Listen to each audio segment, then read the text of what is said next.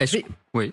Je vais vous parler justement d'une organisation qui s'appelle CARE, qui est l'organisation qui représente un grand nombre de musulmans aux États-Unis, mais pas n'importe quel musulman, des musulmans politiques, proches des frères musulmans, et qui ont plus que soutenu, ils se sont félicités de l'élection de Zohran Mamdani, mais ils ont financé sa campagne, très ouvertement par le biais d'un PAC, parce qu'il y a plusieurs PAC, ils ont toujours...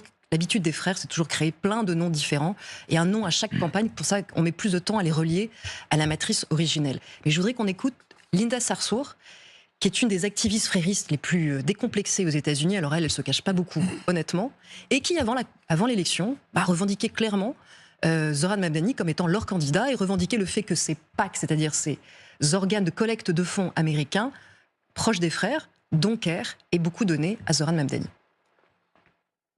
The PACs that have supported Zohran is probably over 80% of Muslim American donors in this country. And I want to make the point that the Unity and Justice Fund PAC, which is the CARE Super PAC, was the largest institutional donor to the pro-Zohran PAC in New York.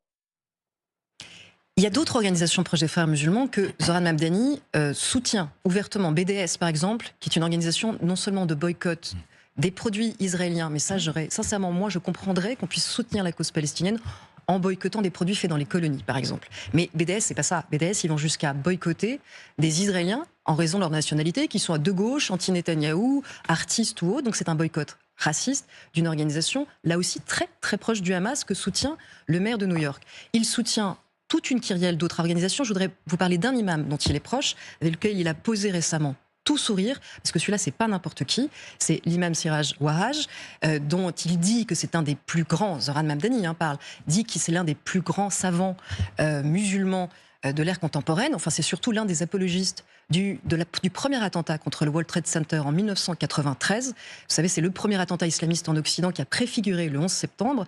Et c'est quelqu'un qui est même passé à 2 doigts d'être inculpé pour co-conspiration.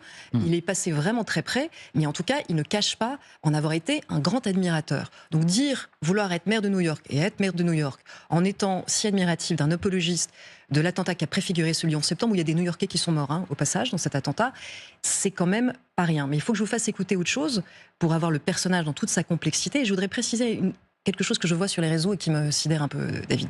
On me dit, il ne peut pas être frère musulman parce qu'il est chiite. Alors on va déjà tout reprendre calmement. Je ne suis pas en train de vous dire que Zohran Mamdani est lui-même frère musulman. Je suis en train de vous dire, pour être très précise, que c'est un allié et le candidat des frères musulmans, ce qui est très différent. Mais surtout, il faut vraiment ne pas connaître les frères musulmans pour croire que les frères musulmans ne travaillent pas avec des chiites. Ils ne travaillent pas, par exemple, avec la République islamique d'Iran. Les liens entre le Hamas, qui est une organisation sunnite issue des frères musulmans, et la République islamique chiite d'Iran sont extrêmement connus. Tariq Ramadan a travaillé pour la chaîne de propagande du régime iranien. Enfin, les liens sont ultra nombreux, parce qu'on parle d'un islam politique. Que les gens qui nous écoutent soient très clairs. On n'est pas en train de critiquer Zohran Mamdani parce qu'il est musulman.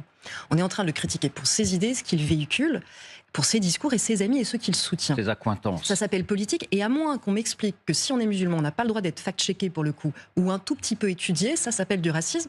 Est-ce que je peux citer juste une dernière chose, David ? On lui a dit qu'Homo, son adversaire, l'a attaqué en lui disant « Je ne crois pas que Zohran Mamdani ait trop pleuré sur le 11 septembre ». Vous comprenez au regard de tout ce que je viens de vous dire d'où vient l'attaque. Pour se défendre, il a encore botté en touche. On va l'entendre. Lui, quand on lui parle du 11 septembre, il dit qu'il a pleuré. Mais vous allez voir, il n'a pas exactement pleuré sur le 11 septembre. I want to speak to the memory of my aunt, who stopped taking the subway after September 11th because she did not feel safe in her hijab. Alors, pour le coup, des gens ont fact-checké, mais sans doute pas ceux de Libération, d'autres, ont fact-checké cette déclaration et se sont aperçus, mais ça n'est pas mon travail, donc je ne peux pas le revendiquer, qu'en réalité, non, sa tante ne porte pas de hijab.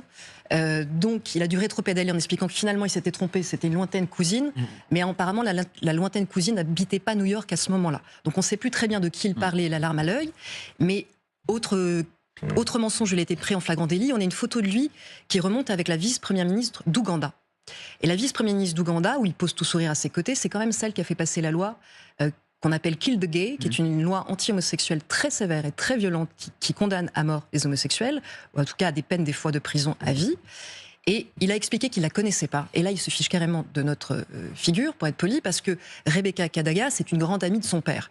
Et la vice-première ministre ougandaise, on ne peut pas ne pas savoir qui c'est quand on pose bras dessus, bras dessous avec elle et son père, ce qu'on voit sur cette